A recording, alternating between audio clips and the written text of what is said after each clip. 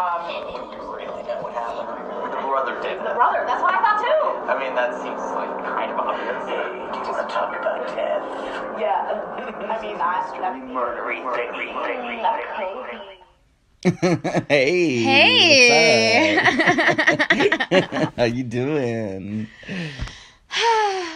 Happy Wednesday. Yeah. There are Wednesday. exactly 7 days until the best day of the year, which is Halloween. Right. Halloween. Halloween. In this town we You've call already got home. your costumes lined up. And I've already worn it once. You've already worn one. We already talked about that. Yeah. So that's good. You're getting into the Halloween spirit. Everyone hail to the pumpkin throne. Right. It is the one night that this house is open to all. Yep. Anyone want to come over? Get drunk? Just come over. This is Mystery Murdery Yes, thingy. this is Mystery Murdery thingy. I'm Chloe. I'm Mario. That's Mario. That's Chloe. We talk about mysteries. And murderies. And thingies. Lots of thingies. So many thingies. Yeah. Like you last week. With the oceans. Yes, we talked about oceans. Not oceans. We talked about the weird shit in the ocean. Right. There's also literal shit in the ocean. Lots of it. Isn't that nice? Also lots of plastic. Oh, okay, I heard that the island, the island, it's the size of Texas or something more crazy than like one, that. But yeah, there's like one really big one. There's more than one? Well, it's where the gyres, it's like where the ocean vortexes like meet up, and it collects all the crap. But there's like the one really, really big one, yeah. Ew. Yeah. I wonder if my retainer's in there. Probably. Most likely. That's so nasty. Yeah. Humans are a destructive force on the earth. That's true. But part of my weird shit in the news has to do with oceans. Oh, really? That's cool. What does mine have to do with? We'll find out at the end. Gotta stay till the end. Yeah, you have to stay till the end. Anyway. This is the end. Do you go first or second or third or fourth? My only... I'll go first. Sure. You'll go fourth? I'll go Great. first. I'll go first. Why not? Do you want to rock, paper, scissors, or what? Okay. Okay. Ready? Yeah. On shoot. Okay. Right, okay. Rock, paper, scissors, shoot. Rock, paper, scissors, shoot. Rock, paper, scissors, shoot. Oh my god! Remember, we can't edit this. We've tied like 3 times in a row. Okay. Okay. Rock, paper, scissors, shoot. Yes. Okay, you go first. I'm going first. Okay. Thank you. That was awful. Thank you for bearing through our game of fucking rock, paper, scissors. That was awful. The best radio content you could ever possibly it's imagine. because we're the same person. It's true. We are like kind of the same. Okay, so I'm talking about the kidnapping of Sherri Papini. Now, this is quite odd, and it is a mystery, and I wish it's one of those where it's frustrating that it's a mystery. Like, I wish it wasn't. Ooh. Ooh. I want to know. I want to know. Can you show me? This is a singing episode. It's because I just got back from a rehearsal. I know, right? Singing rehearsal. Singing. I want to know about the strangers like me. Good for you. Phil Collins? Anyone? Good for you. Bum, bum, bum. I can feel it come. Okay, we're moving on. Mario's. I don't know how to describe his dancing. Terrible. Okay, so if anything can be lighthearted, it's this because it's a survival story. Okay, cool. But it's not lighthearted. Okay. All right, so. Oh, it didn't happen. It happened in 2016, so very recently. November 2nd, 2016, Redding, California. So, Sherri Papini, 34, was jogging, like she normally does, and she was allegedly abducted. She wasn't seen again. So, her husband, Keith, becomes worried when he comes home from work, and he knows something is wrong immediately because he can't find her. So what he does is he tracks her phone, like the Find My iPhone. He finds it. He finds the phone and he finds earbuds on the trail. at the intersection of Sunset Drive and Old Oregon Trail. And it's about a mile from their home. So he went to the police, and because it hadn't been that long and she's an adult, they put her as a voluntary missing adult. But like they always do, they look at the husband first. Of course. But Keith, he is a good dude. He's cooperative. He tells the police everything, but he's still not ruled out. Because it is usually the husband. Like, truly, like, most of the time, it's just, like, it's the husband or the someone wife you know. or the family member, you know. Like, Yeah. Yeah. Yeah. Yeah, when, if y'all haven't listened to the most recent MFM, sorry, I'm going to spoil it, but I can't remember if it was Karen or Georgia's, she, like, started telling it, and it was, like, you know, the whole thing where the husband and wife were found together, they were both shot, but then it was, like, you kind of get the sense that it was, like, oh, it's going to end up being the husband. Like, you just hear, it's just, like, a story that recurs, you know, where it's, like, they were both attacked, but, oh, the husband is the only one who knows what happened, and he claims it was, like, some black guy or some Hispanic guy. Yep. And Classic. then you're just immediately like, oh, fuck, it was the husband. Yeah. And of course it was. So this big old black dude walks in. Oh, so it was you. You're right. Okay, right, cool. right. Cool. She was killed in, like, this, like, upscale California home. It was three Mexican guys. Yeah. Anyway. We've been kidnapped. So, Keith puts up a GoFundMe. Okay. For an independent investigation because he feels, him and also the rest of the family felt that the police weren't doing their job, that what was going on was inadequate. Even though the police at this point still think that she wasn't abducted. Okay. Like I said, she was put as a voluntary missing adult. So 3 weeks later, after all this panicking, all this searching, this investigation, Thanksgiving morning, Sherri Papini was found. So what happened was she had been tipped out of a car in Yolo County, 150 miles south of where she lived. Her nose was broken. She'd be beautiful long locks chopped off. And she weighed 87 pounds.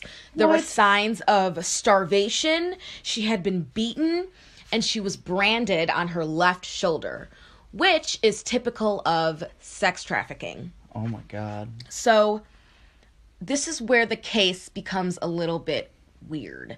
Sherri was not forthcoming about her whereabouts at all. She had the that's not the right word, but the story was that she was blindfolded from because she didn't know where she was, and she told the sheriff that she was taken by 2 Hispanic women who wore masks and kept their faces hidden from her the entire time. They either kept their faces hidden from her or they blindfolded her, or their heads were covered or her head was covered. So meanwhile, the GFM GoFundMe, I was trying to figure out what that meant. The GoFundMe, the GoFundMe remains active for a year. They raise about $50,000 total. And then an anonymous donor offers another $50,000 to help bring Sherri back. So this is like before she was found, like during this like 3-week period. An anonymous donor donates $50,000. So it was used as a reverse ransom. So we'll give you this money if you bring back Sherri. Investigators were like, this is not a good idea. Yeah, that seems it's very gonna bring weird. in like scam artists. It's gonna bring in untrustworthy people. It's gonna bring trouble, and it's not gonna bring back Sherri. I mean, have you ever seen The Big Lebowski? Like, dude, she kidnapped herself. The dude. Like, haven't you ever considered the possibility? Like, come on. And that's why, I mean, she was wasn't even marked as kidnapped at first, abducted. So The police could smell some bullshit. yes. Yeah. So the money went unclaimed, all of it. The anon donor then offered 6 figures through a YouTube video, and I'll explain this more. Yeah, because this is very strange. It is strange. Where is this coming from? And 24 hours later, she was found on the highway. So Just like walking along the highway. yeah. No. I think what happened was she was found by like a trucker, and he like saw her hand like on the curb, and she was like like some zombie shit. Yeah. The fuck? Really scary stuff. Can you imagine? No. Exactly. So, and no one ever claimed that money either. There was no money ever claimed. Weird. So, theories. It's going to be kind of short today because this one was very strange. There wasn't a lot going on. It only happened in a 3-week period. So the main theory is that it was an inside job and a promotion for this guy named Cameron Gamble. So let's talk about this dude. He is a government security contractor. He worked with the family. So he believed that Sherri was picked up by a sex trafficking ring, and he believed that it was targeting people down the I-5 to Mexico. So what's weird about Cameron Gamble is that he acted as the middleman with the anonymous donor. Like, they were the people that were in communication. So he's the one who had the YouTube video. In the YouTube video, he calls himself an international kidnap and ransom consultant. So this is what he says, quote, "My name is Cameron Gamble, and I'm an international kidnap and ransom consultant," end quote. Quote, "I've been retained by an individual who wishes to remain anonymous, an individual who has come forward to offer a cash reward for a ransom for Sherri Papini's safe return to her family," end quote. So the theory here would be that they made up the whole thing to promote this guy's business where he like recovers kidnapped people. Yes. Like, look how well I recovered this person. Yes. You know, but really it was just like, but she was actually branded.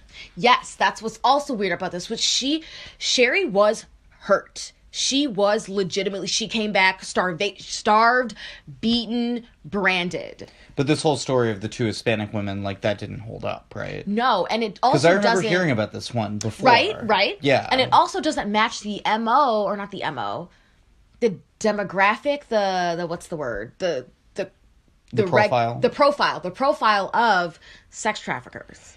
Yes and no. I think sex traffickers come in a lot of different shapes and sizes. That's true, especially when it comes to recruitment.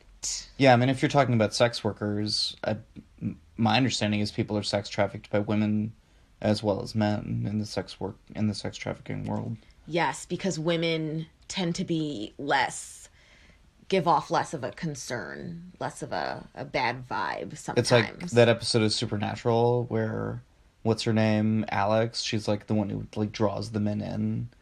She's like the honeypot, you know. I don't remember. Remember, she like goes out and finds the men. She like tells them she's gonna bring them back to her house, and then the vampires. Right. Like You that remember kind of her thing. name? Well, it's like she becomes like a main character.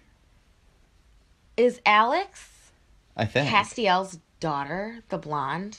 Who are you talking about? Maybe. Oh wait, maybe that's a different character. I think you're talking about a different character. Oh, never mind. There's so many things in Supernatural. There's Sorry. So many. much. So many.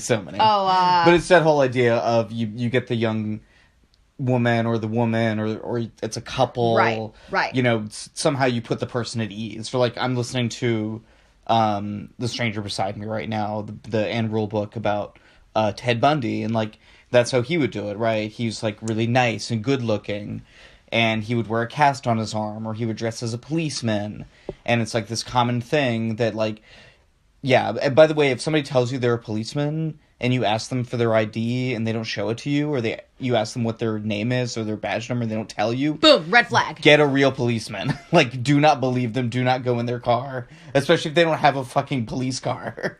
Like, that's what it was with him. He was like trying to get this girl to go with him, whatever. but he just had a bug. He didn't even have a real police car, so she was eventually the girl. Well, at least in the one instance, was like no and like ran away. Yeah, which is so weird with him. Not to get up on a whole tangent about Ted Bundy, but that if women would like give him any resistance, he would just walk away. You know, like when he went to the beach that day and like abducted those 2 girls. There were like a bunch of... He stopped like a dozen different young women. And like 10 of them said no, and 2 of them said yes. Oh my gosh. Yeah, which I know is so sad. But the 10 who said no, he was just like, oh, okay. And then he walked away. And like tried to find someone else. It's like so fucking creepy. The whole thing. But it's a really good book. It's been really good so far. And they talk about his eyes, right? How he had these crazy eyes. Exactly, yeah. Women would be like, oh, this guy's like, he's fine. He's like this youngish, attractive white guy, right? Well-dressed, well-spoken. But then they would see his eyes and be like, oh, wait, fuck. There's something wrong with this person. Yeah. I need to get the fuck away from him. Yeah. Oh, that's so bizarre. I know, right? Okay, so are there other theories besides the trumping up this guy's business? There's more to this. Remember, Mario was with me when I was researching this. Okay. And remember, I was like super frustrated, and I was like, I don't know what to think of this. I don't know what to think of this person. Right. So you were talking about the guy, like this Cameron Gamble dude. Right. So there's a little bit Seems like he might more. be kind of a huckster, a shyster. Yeah. So his actual record of being an international kidnapping ransom consultant, quote up, whatever. Right. So it's a very made up sounding title. It's vague. There's not a lot to go on. Right. So he wasn't like in the Masood or something, right? No. I have a lot of abbreviations in my notes. Leaves AF. What? Leaves as fuck. That's what I was thinking. Leaves AF in 2005 founded... Okay, yes. So he founded a project called Taken, which... This is very weird. Give my daughter back. Give me back my daughter. Give me back my daughter. Which was an anti-abduction... That is not... I wasn't trying to do a Liam Neeson voice, okay? I know, that's I'm just doing the problem. quote. I'm just doing the Doesn't quote. he have that, like, whole monologue that's, like, Give me my famous? daughter back. Wait, what? I'm a Navy SEAL. I can break your arm in 6 places, and Probably. Is that... I believe I'm not even close. Anyway, so this is... Like I said, this is odd. Okay. So it's this anti-abduction program that claimed to provide training to law enforcement on, quote, non-coercive interrogation techniques, end quote. So he said that his project was accredited by the Department of Criminal Justice Services. But that doesn't exist. I was going to say, that sounds very made up. That's not a thing. Right. He also had these bizarre video ads for this project, and I was watching one of them, and it was almost like a movie trailer. I'm gonna describe it. So the video ad was basically this girl, she walks by like a poster and she glances at it, says like Project Taken, like you don't have to be one of these, like 1 in 12 girls are abducted all over the world every day or something, some statistic, or like, and she looks at it and she just like ignores it and keeps moving. And then she gets kidnapped, but by like this guy, and he like sits her down in a chair and ties her up and says like, I was watching you. And he was like, you shouldn't have ignored me. You ignored me. And like it's like very in-depth. Oh, yeah, I think I saw Remember? you. Yeah. Yeah, as in like an ad for an abduction program. Like very strange. It was like a Criminal Minds episode for a while. Right. So there are blog posts, and the blog post says that it's a 501c3 nonprofit, but so I went on, what was it? Daily Beast. I went on the Daily Beast. So Daily Beast is not the best source, but I did click off of their other sources. I'd say it's like a middle grade source. Yeah, it was more like the links that they had about the stuff they were saying was better than the actual article itself. But the article had like a lot more information. That's where I mainly got the stuff about Cameron Gamble. So the reporters there, they couldn't locate anything under that name. They couldn't find his project. They're like, this isn't a thing. So what's the question here? Is he pulling this for fame? Was it all fake? Is Sherri in on it? Or did he like see something and irresponsibly jump into something that was real? Which is what I think. So it seems that he always thinks that he has a better grip on things than the law enforcement does. And that was kind of a motif throughout this investigation, was that the law enforcement they were not happy with this guy. They were like, you're handling things wrong. You're going out of your way to do something that's potentially dangerous that you don't even know if it's going to work. Right. Well, the police always say, typically, right, don't pay ransoms. So to proactively... Really? That's what typically they say, I think. I think that's typically the... I'm not, obviously, a law enforcement professional or anything like that. But I think the thinking is that, what's the guarantee you're actually going to get this person back? Right. Right. You know... like, you could give away $50,000 and they won't come back. Right, exactly. You know, and be like... I think it's just the idea that you don't work on their terms, right? You know, like the whole reason why the United States doesn't, pay ransoms. You know, it's like when you start doing that, you're like encouraging people to do it. I guess they don't want to like feed into that cycle of like making the crime pay, essentially, right? Yeah. So from the law enforcement perspective, I think they just can't like get involved with it. So, Cameron Gamble filed for bankruptcy in 2012. So, Project Taken ended up costing more money than it got. So, this is from the Daily Beast article, quote, "He promised to bring an added supernatural approach when training, quote, those who dare to pierce the darkness with the light of the gospel," end quote. Elsewhere, Gamble is described as, quote, training Christian missionary groups on how to stay safe while traveling in some of the most primitive and heavily persecuted regions in the world, end quote. So here's another weird aspect of this. His project, his whole little organization was backed by a local church. What was their angle on this? Were they trying to get money out of it too? Or I don't know. So, like I said, the money was never claimed, but this anonymous donor, yes, who even knows if they ever even had any money. Right. Ooh, happy 11 o'clock. It's 11 o'clock, everybody. 11 o'clock and all's well. Time to take your crazy pills. All right. So, the money was never claimed, but Gamble believes that his tactics helped, like the ransoming and stuff, helped her come back, because she did come back. She was dumped off 24 hours later, but still nobody was like, okay, where's the money? And we still don't know. If she was actually kidnapped. If sex trafficking was actually going on, like what actually happened with her. Like no one knows, right? Yeah. She never was willing to say like the real story. Yeah. And so currently, Sherri Papini and her family are in hiding. They moved to a different place, or did they move, or did they stay I think they stayed in the same area, but they don't go out. They don't do much.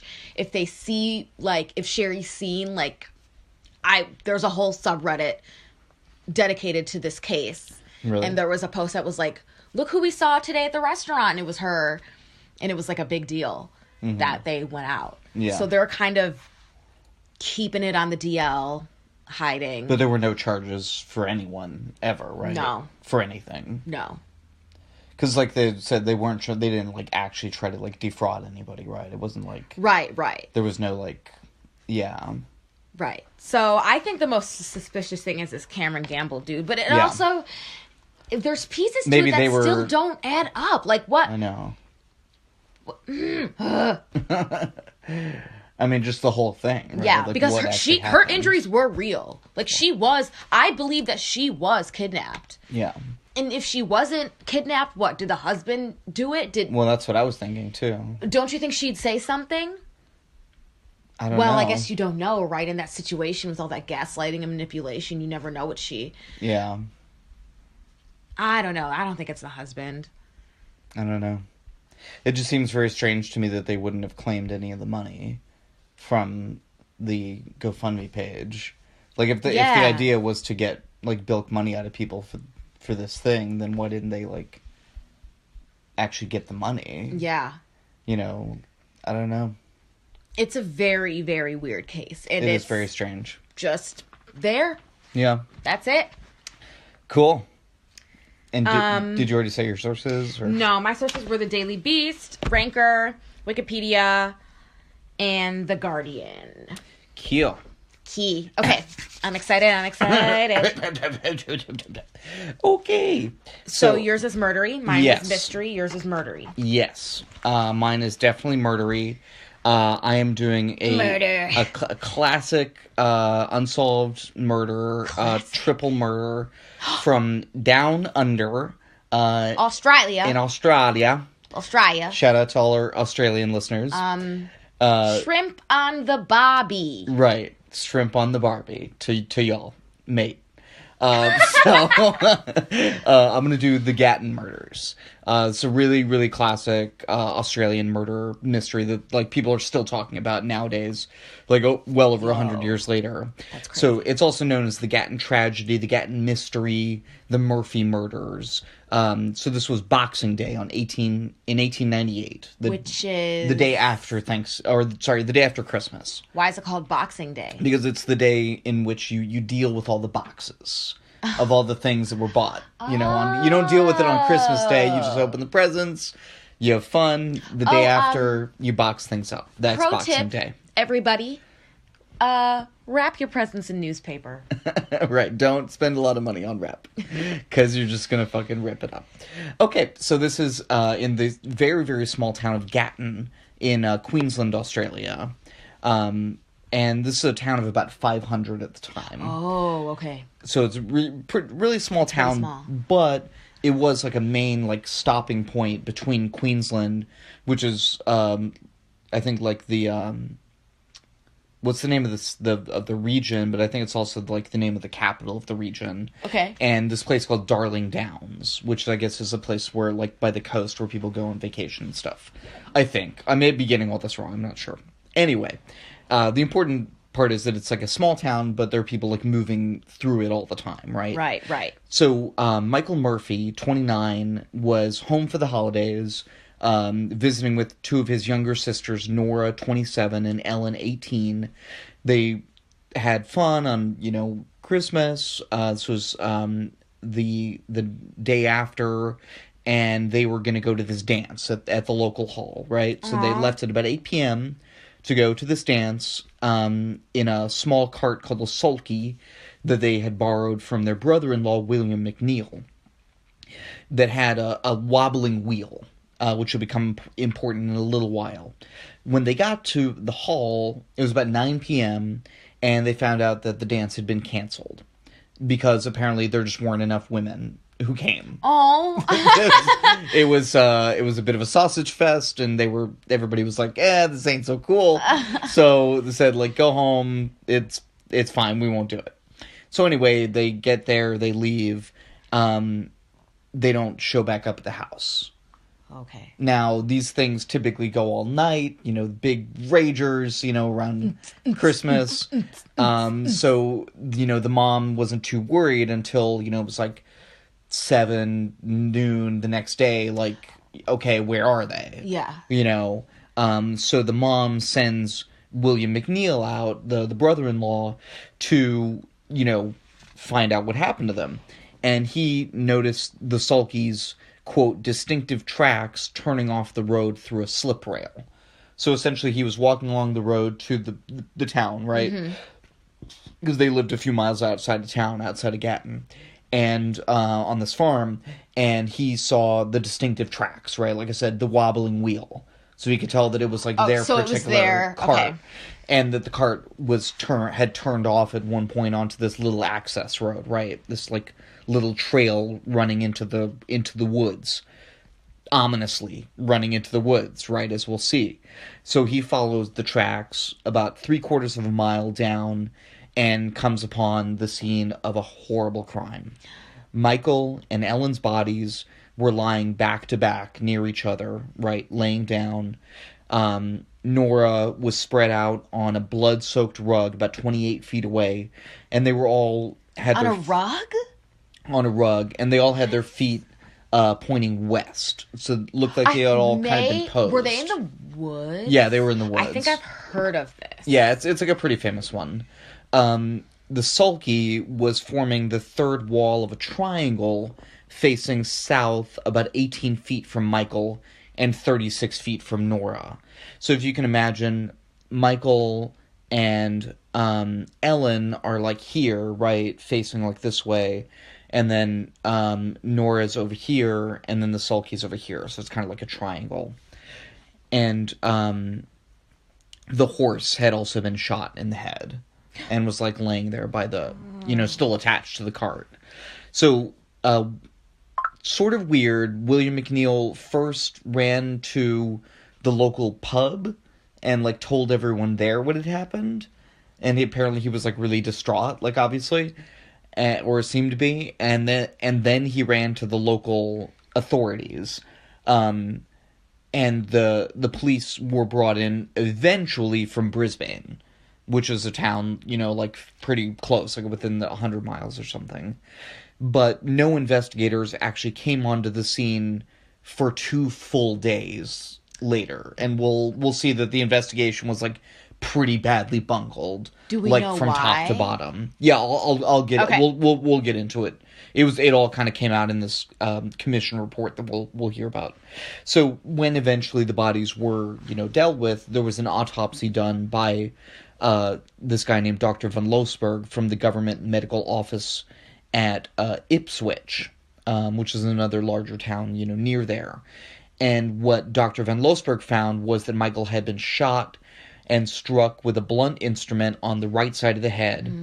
That Ellen's skull had been fractured by 2 blows to the left side of the head, and that Michael and Ellen had been sitting upright back to back when they had actually been killed, and then their bodies were like laid out on, laying down on their backs, and that Nora had been struck on the left side of her head, shattering her skull so badly that it actually exposed part of her brain tissue as well. So the left side of her head had just been completely like crushed in. So really, really brutal. So then they murders. were like posed? And then they were kind of posed, yeah. Nora had also been strangled with a harness strap that was never actually recovered, I believe. And then both women were also probably sexually assaulted. Like with objects, not like, yeah. So just really, really terrible, brutal killings. This first autopsy that was done, though, was pretty clearly not up to snuff, right? There were definite questions about the sort of validity and legitimacy of this initial examination. So the bodies were actually exhumed later on. I don't remember how long it was, but there was some, fairly substantial degradation of the bodies that happened before the second examination. And the second examination definitely confirmed that the initial examination was only kind of cursory, that it was definitely not It wasn't real looked autopsy. into well? No. The second autopsy actually found another bullet wound in Michael's head. Oh. Which had been obscured by the blow to the same spot. And they also found a bullet in the skull that was not recovered in the first autopsy. So yeah. They didn't look very hard. Dr. Van Loosberg did not do a very good job. No, in the first autopsy. He had literally missed the bullet. And there was kind of a big, blame game among the authorities as to who was at fault for this botched post-mortem, right? Like, oh, they didn't tell me this, or whatever, misunderstandings. it didn't happen, right? And this is, again, also indicative of how the police investigation went. It got off to an equally bad start. So, like I was talking about earlier, William McNeil first contacted Sergeant Errol, the local authority, at 9:15 a.m. on December 27th. So was William McNeil the guy who found them? Yeah, he's the brother-in-law, the one who found them. Okay. And they went to the scene of the crime and stayed there for about 30 minutes. But Sergeant Errol didn't take any notes. He didn't clear the crime scene. He didn't interview anyone. So people are just trampling all around. So they're just there? There's just bodies and people are just like... Yeah, people are just like looking around. What the... No attempt to cordon off the crime scene or anything. When did this happen again? 1898. 1898, wow, yeah. wow. No, they should have known better, for sure. Yeah. This was not standard procedure, like, even in a small town in Australia in the turn of the 20th century. Like, this was really bad. Sergeant Errol also...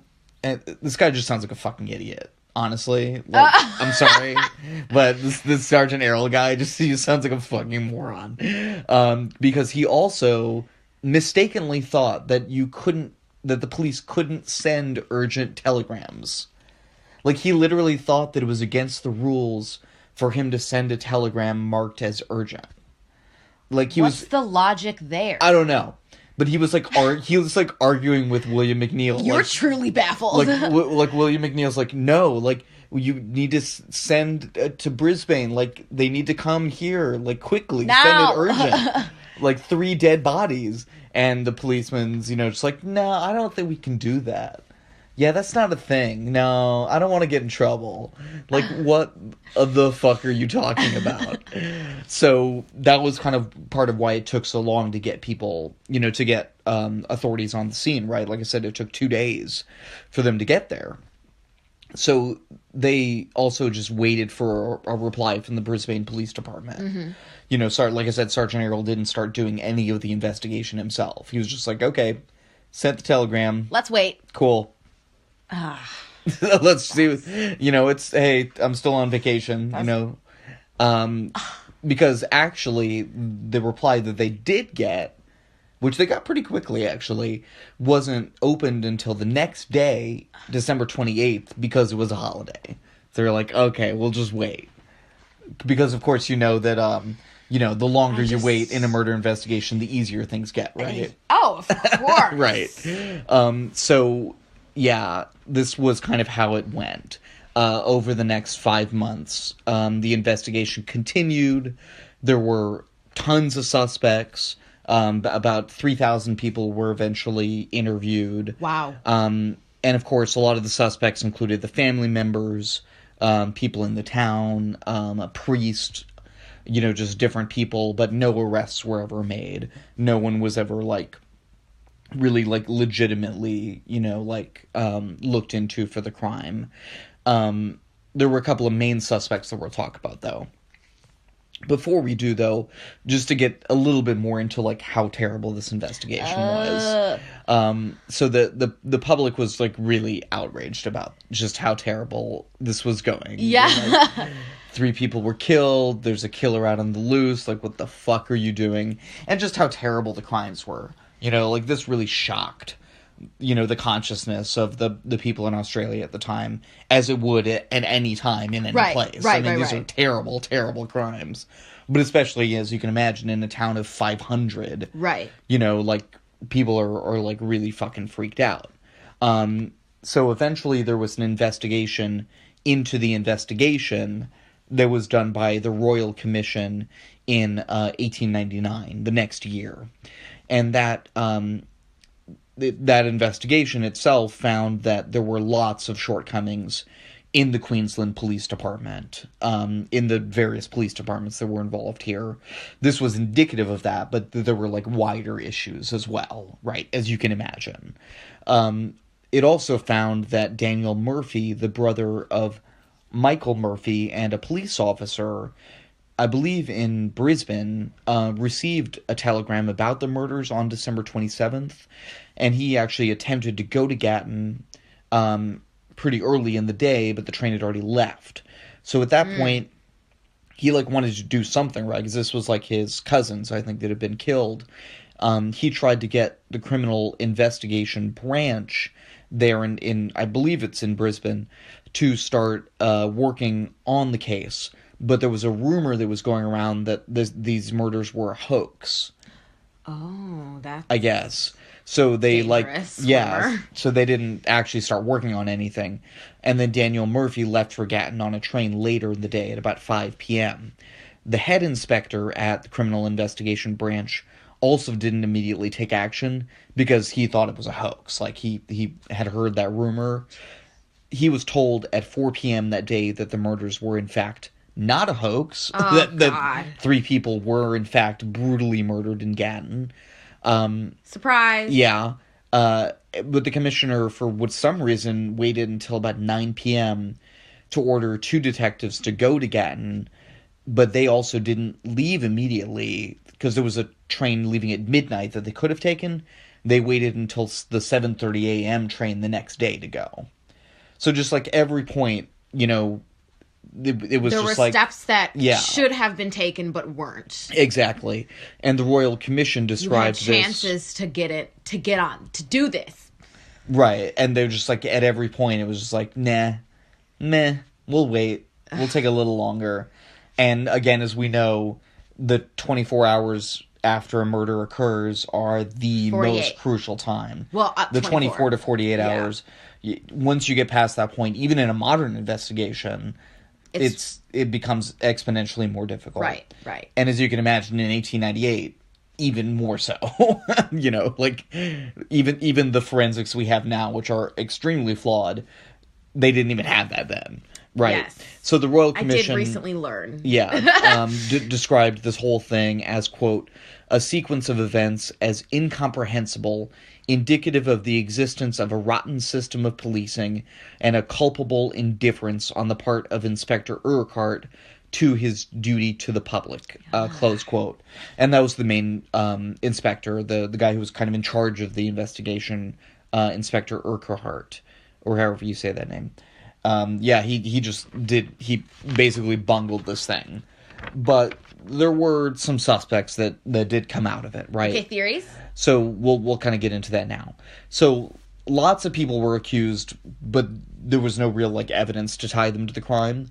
William McNeil himself, the person who comes upon the scene of a crime oftentimes is the first suspect, right? Yeah. The victim's father also was a prime suspect after a woman said that she heard screams of father that night. Oh my gosh. The town priest is another big one. Yeah. A spurned lover, a disgruntled family member of one of the victim's dalliances in town, because apparently he would sleep... His what? What? Dalliance. You know? No. Tryst. Hookups. Oh.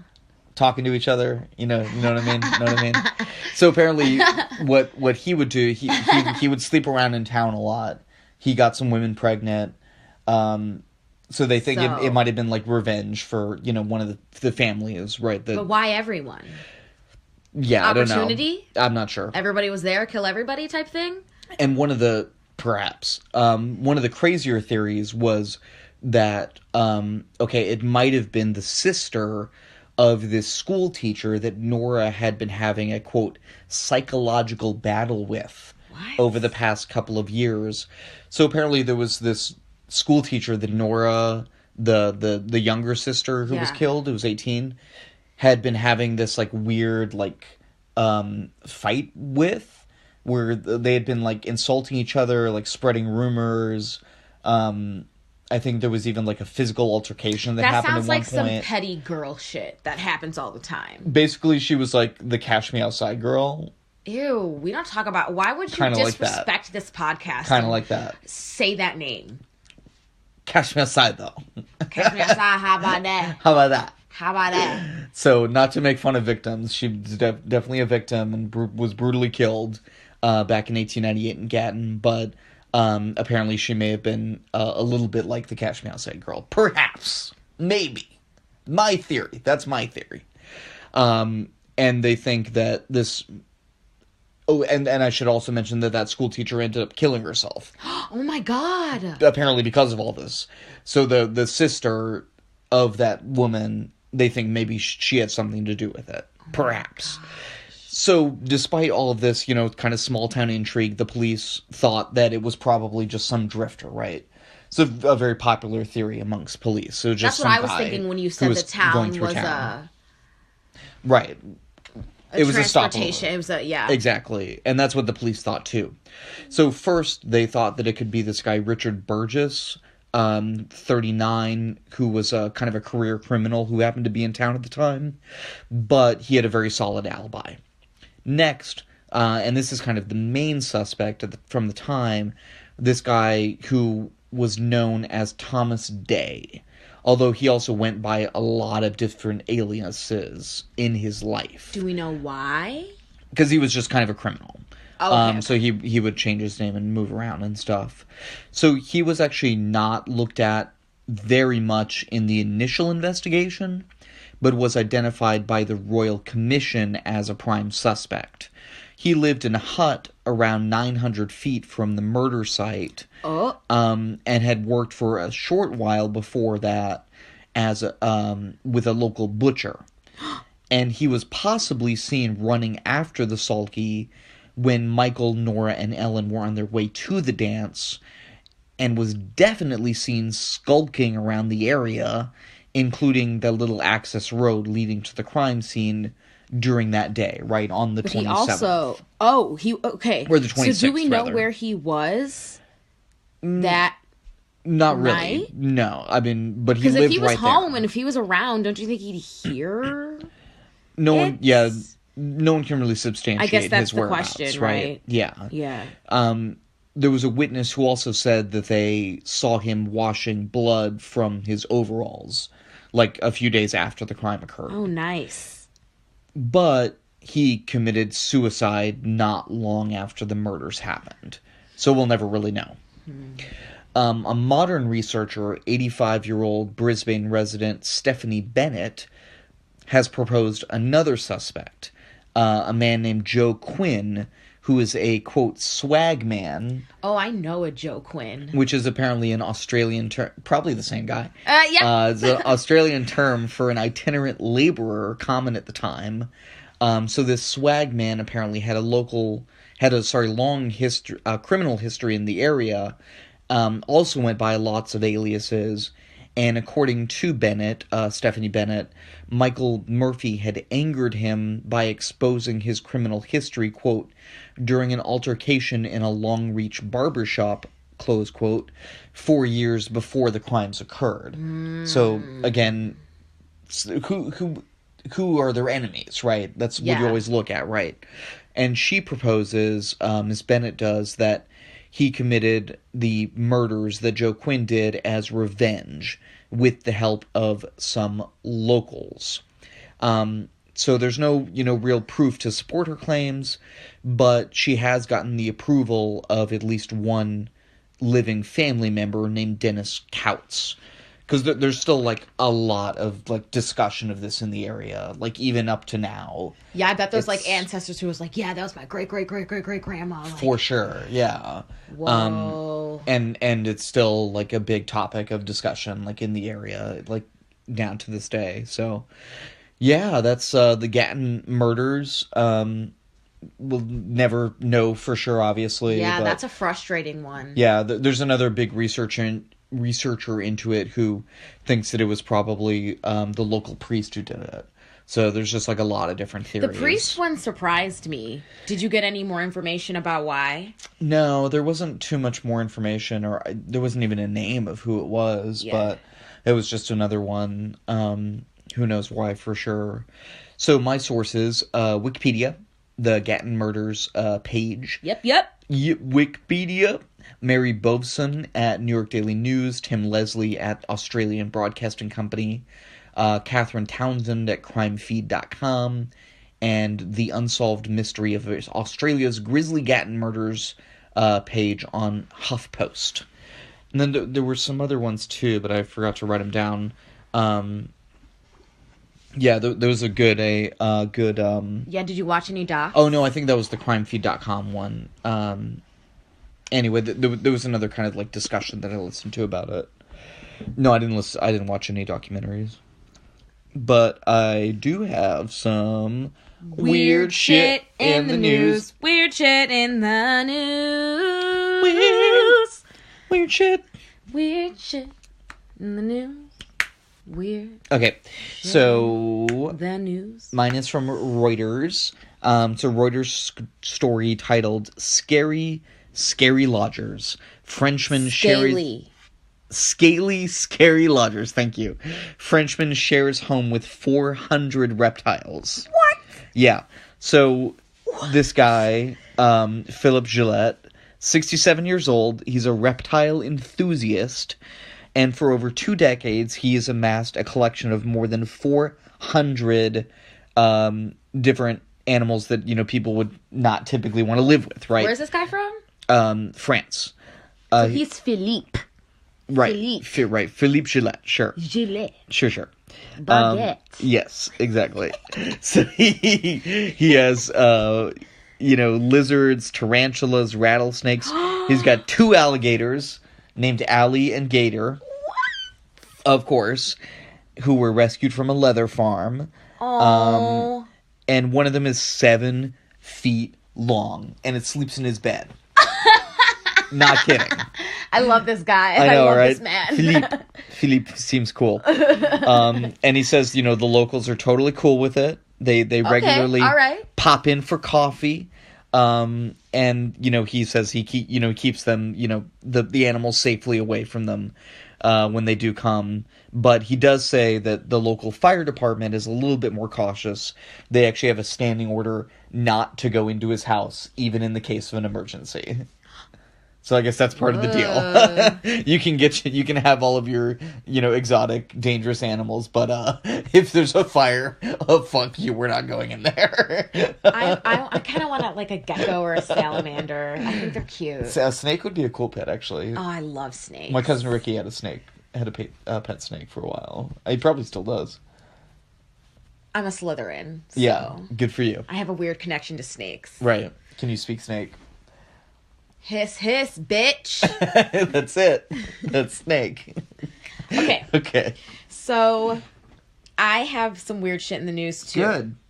So, at first I was like, oh, this isn't that weird, because I guess that's a thing. But the title is Superintendent Apologizes After Students Were Served Chili with Kangaroo Meat. Oh, I heard about this. So, apparently, okay, so kangaroo meat, I was, like, really weirded out by it. But it's, like, a thing. Like, that's not uncommon. Sure. Like, the comments I was reading were like, oh, like kangaroo meat's actually delicious. Right. But yeah, if you're one of our Australian listeners and you've had kangaroo meat, email us and tell us how it is. Yes. So mysterymurderything@gmail.com. This was in Nebraska. Right. Right. Like this what? This wasn't in Melbourne, it was in Nebraska. So Mike Williams, superintendent, said, we will no way be serving food of this nature again. Period. He says the head cook added kangaroo because it was a, quote, very lean meat. Yep. Probably just stick to the basics. Yeah. I just bet parents were like, you ate what today? So my second one is about, it's about oceans. Uh-huh.